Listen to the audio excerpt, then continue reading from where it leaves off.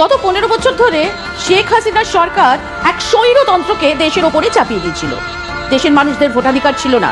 দেশের প্রধান বিরোধী দলগুলোকে বাদ দিয়েই নির্বাচন হতো, আর সেই নির্বাচনে জিতে হাসিনা প্রধানমন্ত্রী হতেন। আচ্ছা, তখন ভারতবর্ষের কেউ কোনো রাষ্ট্রপ্রধান বাংলাদেশের দূতাবাসে ঢুকে হামলা করেছিলেন, দেশের গণতন্ত্র ফেরানোর কথা বলেছিলেন? আজ ইসকনের দু একজন সন্ন্যাসীদের গ্রেপ্তার নিয়ে যারা এত উদ্বেগ, এত প্রতিক্রিয়া দিচ্ছেন, আন্দোলন করছেন, রাগে ফেটে পড়ছেন, তারা একবারও একটা কথাও বলেছিলেন? যখন জামাতের প্রধান আমিরকে কোনো রকম আত্মপক্ষ সমর্থনের সুযোগ না দিয়েই জেলে পুরে দেওয়া হয়েছিল, তাও আবার সেই জেলে যার হদিশ কেউই জানতো না। হাসিনার সরকার ধর্মনিরপেক্ষ ছিল?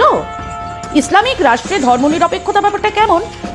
যদি রাষ্ট্রের ধর্ম ইসলামী হয়, তাহলে তা ধর্মনিরপেক্ষ হয় কেমন করে? বর্তমান সরকার কেবল এই স্ববিরোধিতা দূর করার কথা বলেছে। ভারত আর পাকিস্তান ভাগ হয়েছিল কিসের ভিত্তিতে?